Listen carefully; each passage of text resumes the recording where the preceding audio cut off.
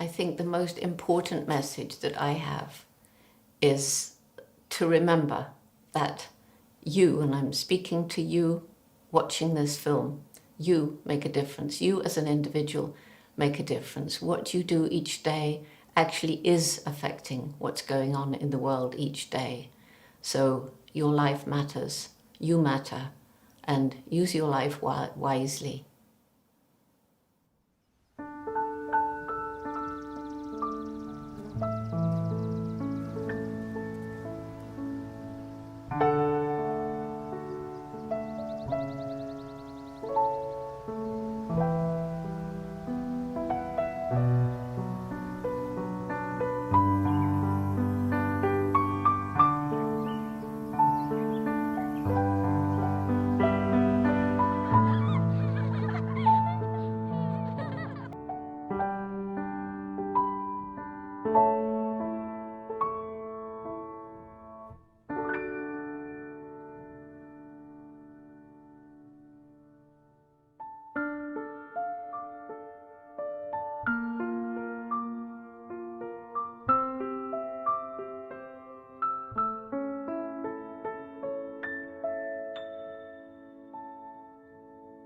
The Western diet, unfortunately, is associated with the development of some pretty serious diseases. Heart disease, cancer, diabetes, obesity. It's like a tsunami.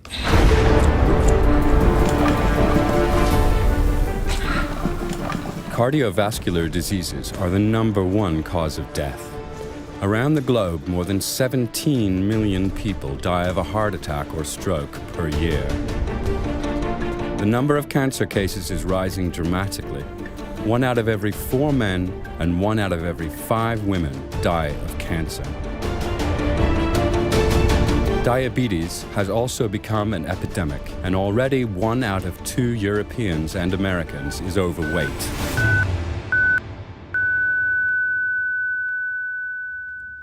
The interesting thing is that all experts would agree that the cause of this tsunami really is our lifestyle.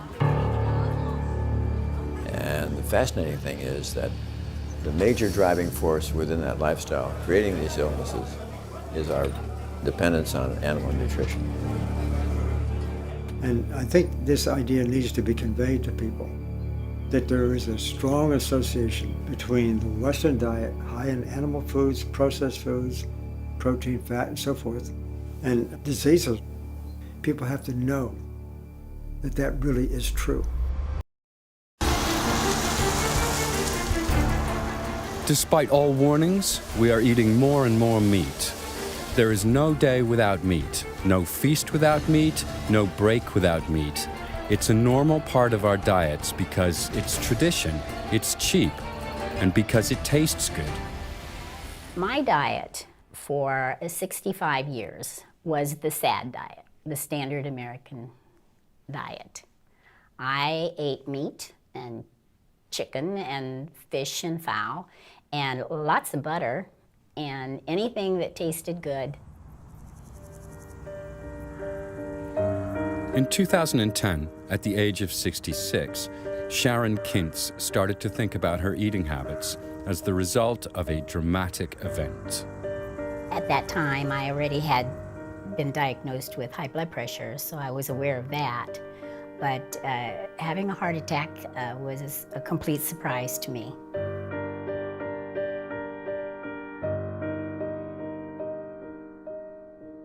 The only symptoms that I had leading up to that was heaviness in my arms, pain in my jaw, and I would be tired, more tired than usual. This health nightmare put Sharon Kintz in the intensive care unit.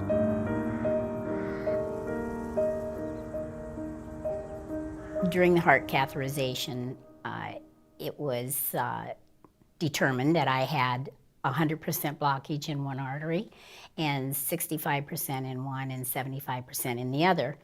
So there actually was very little options open for me other than open heart surgery. Cadwell B. Esselstyn is an expert in the field of heart disease, a well-renowned surgeon and researcher, and one of the best doctors in the United States. Today, the 82-year-old directs the Cardiovascular Prevention and Reversal Program at the Cleveland Clinic Wellness Institute in Ohio. Back in the 1980s, Dr. Esselstyn had already begun questioning the methods for treating heart disease. They only combated the symptoms, but didn't get rid of the cause. Intensive research led him to the conclusion our cardiovascular diseases are caused by our eating habits. When we look at this cause of heart disease, let's not be confused to blame it on genes, or just blame it on somebody's age, or blame it on the luck of the draw. Heart disease is a foodborne illness, and we now know that every time certain foods will pass your lips, you will further endanger and injure the endothelial cell capacity to make nitric oxide. Endothelial cells are crucial to our blood vessels and heart. They line our blood vessels and produce protective nitric oxide. And nitric oxide has these marvelous functions of keeping your blood flowing smoothly. It's the strongest vasodilator in the body. It also protects you from getting hypertension because it keeps your artery wall from getting stiff, inflamed, or thickened. And most importantly, a plentiful normal amount of nitric oxide will prevent you from ever developing blockages or plaque. Scientists know that cardiovascular disease starts with progressive damage to the endothelial cells. This is precisely where our diets come in. The excessive consumption of animal-based or processed foods damages our endothelial cells. Regular consumption of these products increasingly diminishes the protective nitric oxide supply in our blood vessels.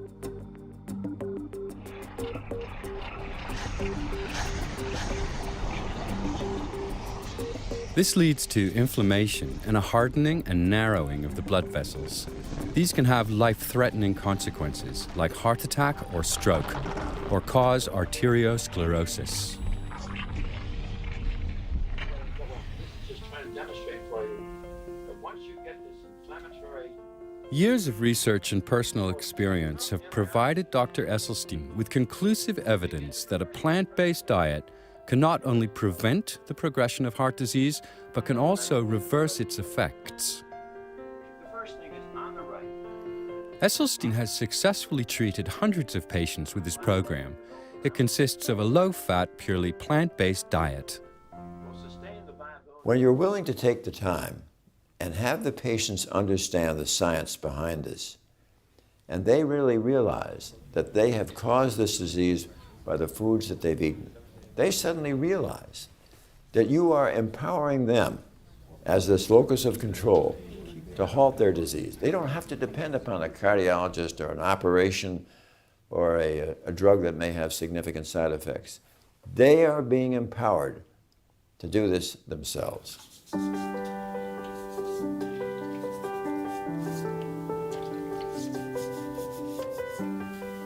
With Dr. Esselstyn's help, Sharon Kintz, too, completely restructured her diet, doing away with all animal products. She turned down the heart surgery recommended to her by her doctors. Sharon Kintz decided to use food as medicine. When Sharon Kintz was first diagnosed, she could hardly walk anymore. And nearly 2 years after her treatment with Dr. Esselstyn, she is physically fit again. And she has fulfilled one of her dreams. In 2012, at the age of 68, she successfully took part in a half marathon for the first time in her life.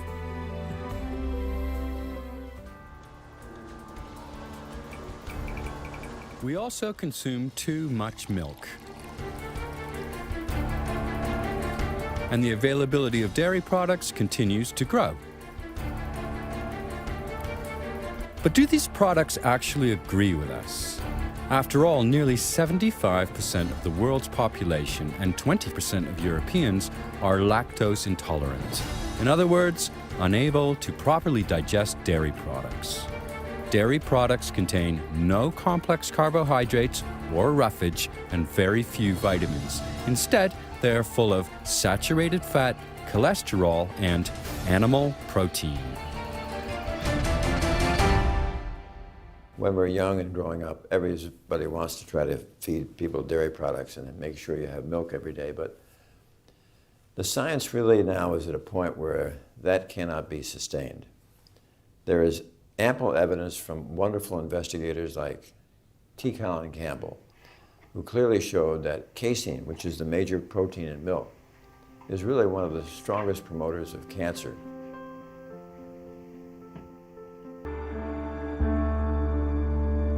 In experiments, rats were given carcinogenic substances.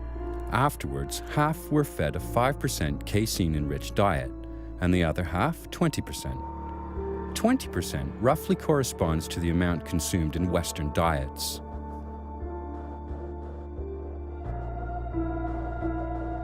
With a 5% casein-enriched diet, the animals did not develop cancer. With a 20% casein-enriched diet, however, cancer growth was stimulated significantly. The next thing we did some studies to start out with animals here and then let the cancer start to grow with 20% casein, and then we switched it to 5%, it went off. We gave the 20% back again, came back again. We put it on 5%, it came off. So we could turn on and turn off cancer development just by switching the amount of casein being consumed. These findings are also supported by evidence with humans. We also know that all the saturated fat and the casein in dairy helps to accelerate and promote heart disease. And then we have this whole problem of fractures in the elderly. So here we have this problem of increasing cancer, increasing heart disease, and increasing fracture. Not a good thing. Dairy really should be out. And dairy also has, and there's good evidence for this, it has some allergenic properties. It tends to be associated with allergies, either directly associated or enhancing the allergies coming from another source. And so we see things like, in the case of teenage boys, we get this acne. They get this acne sometimes, the skin problem. A lot of that is due to their consumption of dairy. Stop dairy, goes away. Dairy is associated with migraine headaches. I know of a lot of people, have these migraine headaches. It's kind of an allergy kind of thing, as is acne. That's kind of an allergy kind of thing. You stop that, it goes away. And it's very fast. The excessive consumption of animal products, such as meat, fish, dairy products, and eggs, puts a strain on our bodies. That was also what Frankfurt-based physician Lothar Wendt found in his research. Mein Vater Lothar Wendt hat erstmals 1949 das Konzept der sogenannten Eiweißspeicherkrankheiten formuliert. Das haben wir in den Jahren später weiterentwickelt und die Kernthese lautet, dass das zu viel an tierischem Eiweiß in der Ernährung krank macht.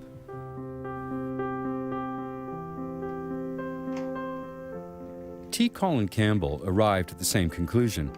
He has been at the cutting edge of nutritional research for more than 40 years, and in the 80s and 90s, he directed the China-Cornell-Oxford project, better known as the China Study.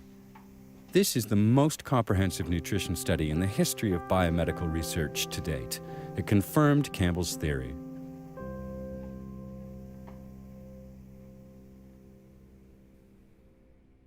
We tend to want to consume protein, which means we want to consume meat, because that supposedly makes us strong. It makes us healthy. That's been an old story for a long time. But in reality, as we put more and more protein or meat into our diet, we see these diseases start to appear. Through the years, I've had lots of students, a lot of colleagues, plenty of money to do all kinds of research.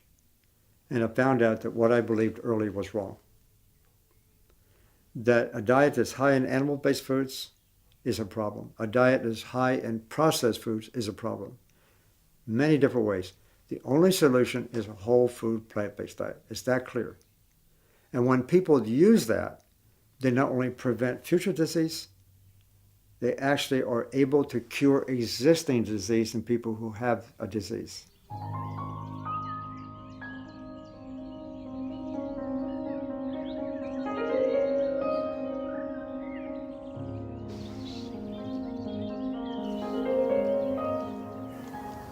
Ich erhielt im Dezember 2006 die Diagnose Lungenkrebs im Endstadium.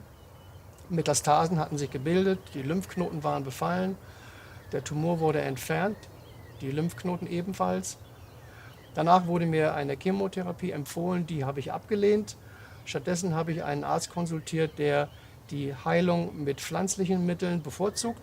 Ich bin seinen Ratschlägen gefolgt und bin heute krebsfrei, weil ich auf den Konsum von tierischen Produkten verzichtet habe und dem Konsum von pflanzlichen Produkten den Vorzug gegeben habe, aber hier in erster Linie den unbehandelten, den naturbelassenen, den Pflanzen, Gemüsen, Obstsorten und anderen Lebensmitteln, welche nicht erhitzt werden und so ein Maximum an Nährstoffen an mich weitergeben konnten.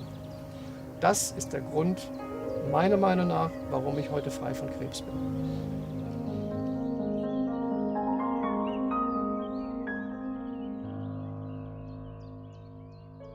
My wife, Karen, was diagnosed with a serious kind of cancer, stage 3 melanoma.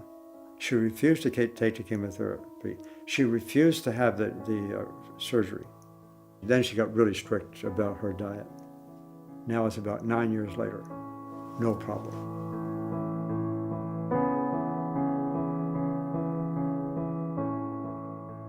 Die pflanzlichen Lebensmittel sind deshalb vorteilhaft, weil sie bestimmte Substanzen enthalten, die wir in tierischen Lebensmitteln überhaupt nicht finden. Zum Beispiel Ballaststoffe oder auch sekundäre Pflanzenstoffe.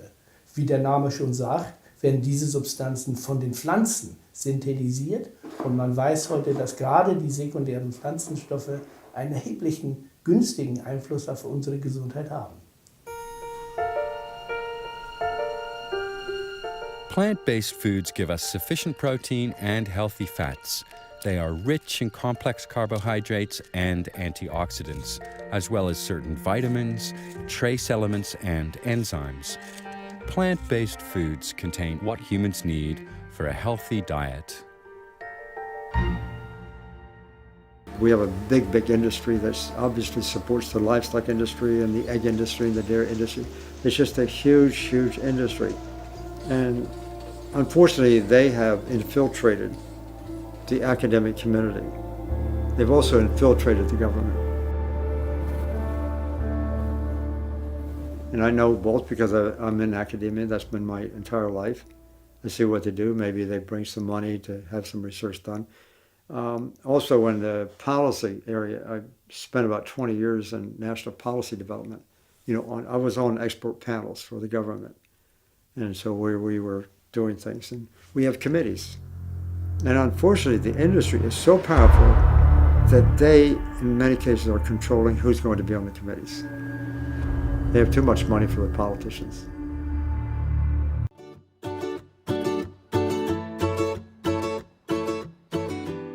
The seismic revolution in health is just not ever going to occur from inventing another pill or a drug. It's not going to come from inventing another procedure or an operation. But the seismic revolution in health can come about when those of us in the healing profession are able to share with the public what is the lifestyle that would protect them from these chronic, common, killing diseases. And the way we do that really was be the top of the list is to show them about plant-based nutrition.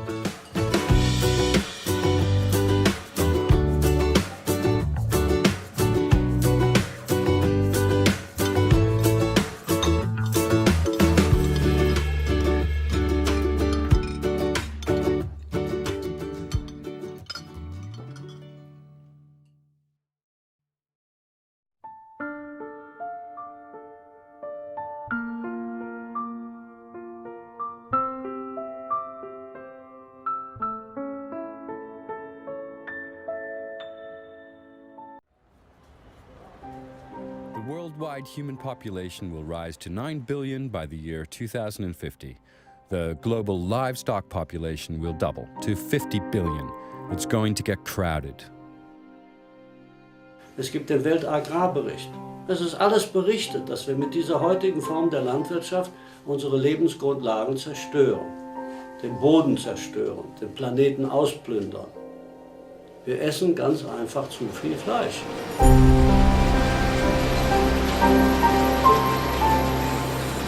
The growing consumption of meat accelerates climate change and species extinction. It damages the soil, water, and air, and it spurs global starvation.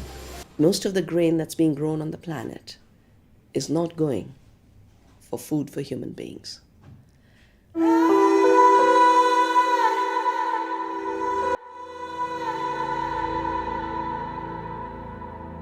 Worldwide, 1.8 billion people are starving.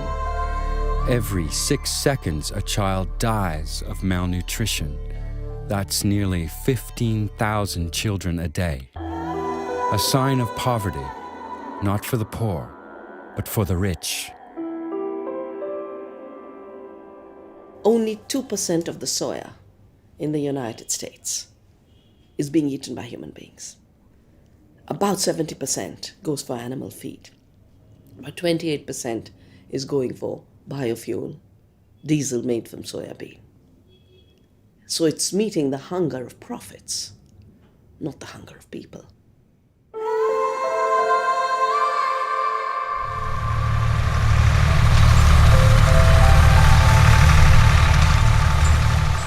Corn, about 10% of the corn in the world is being eaten by humans. Most of it is going to torture animals. I don't say feed animals because animals did not want to be fed with grain. It doesn't suit their digestive system.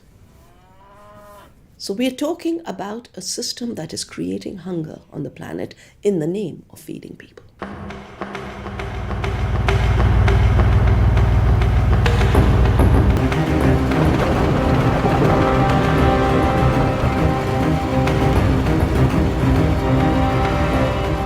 The land used for growing this feed does not consist of empty fields, but valuable rainforests forced to yield to the monocultures of the agricultural corporations.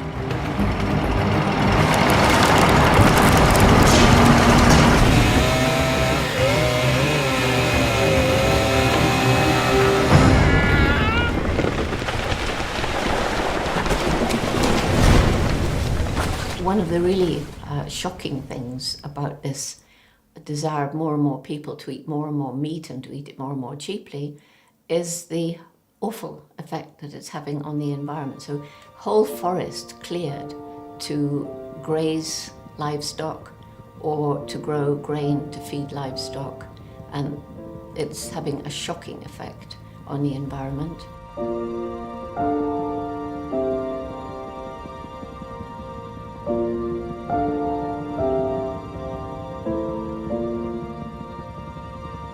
Because of this practice, over the past 2 decades, roughly 20% of the worldwide largest rainforests in the Amazon basin have been destroyed forever.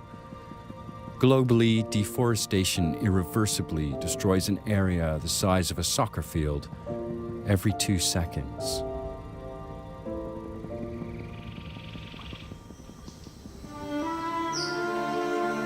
And this, although tropical rainforests are among the Earth's most valuable treasures. Nowhere else is there such a rich diversity of species. Moreover, these forests stabilize the world's climate as enormous reservoirs of carbon dioxide. That makes them more valuable than meat.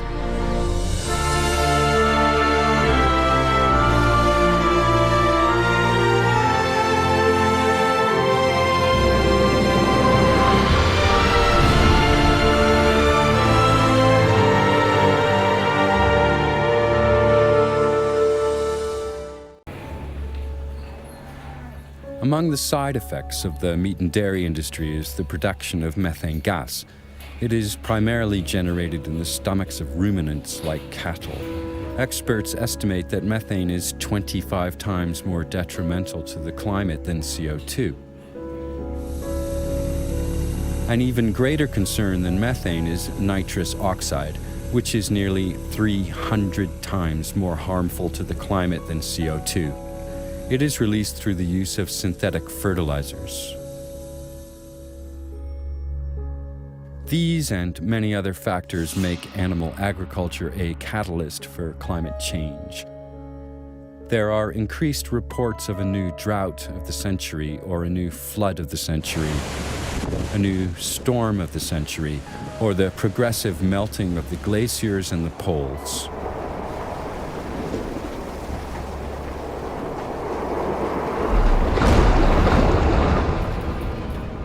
Intensive animal farming doesn't just stink to high heaven, the excrement produced is also polluting our soil.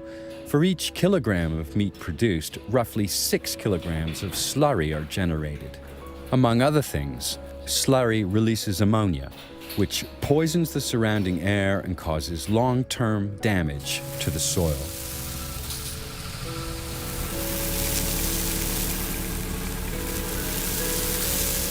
Not only that, slurry and its nitrates also threaten our drinking water, of which we need inordinate amounts to make animal products. For 1 kilogram of eggs, 3,300 liters are needed. For 1 kilogram of chicken meat, 3,900 liters. For 1 kilogram of pork, 4,800 liters. For 1 kilogram of cheese, a whopping 5,000 liters. And an all-time high of 15,500 liters are needed to produce 1 kilogram of beef. Plant production has a much better track record. Cultivating 1 kilogram of grain requires 1,300 liters of water. A farmer needs just 900 liters for a kilogram of potatoes. And a kilogram of apples barely requires 700 liters of precious water.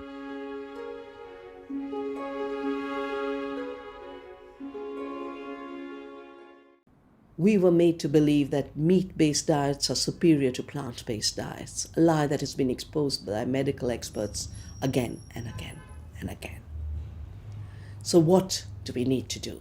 We need to bring diversity back into our farms. We need to bring harmony back into our farms. We have to celebrate diversity. We have to work with farmers. We have to know our farmers.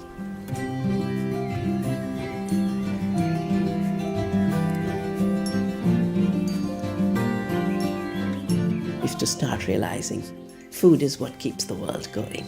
Food is the energy of the world. And we have to know exactly where in that chain we entered so that we don't do more harm. We reduce the harm. And in the process, we celebrate. Food is life, and life is food.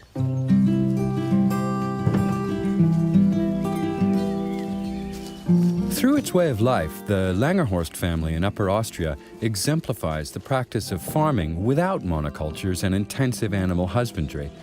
It's been running a vegan organic farm with mixed cultivation and permaculture for more than 40 years. The family grows vegetables, fruit, berries, and nuts and avoids animal-based and chemical fertilizers, using green manure, plant-based compost, rock flour, mulch, and wood ash.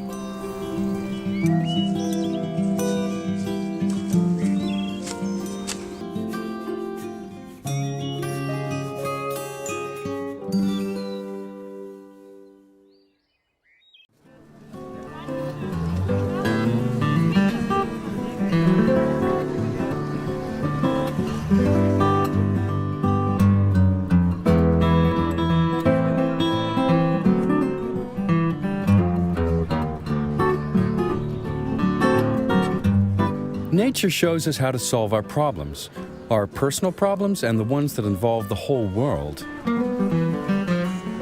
We just need to take action. If we look at the chances according to human possibilities, human intelligence, human longing for good, decent food, I think the chances are extremely high that we could all live on a good, healthy, organic, plant-based diet.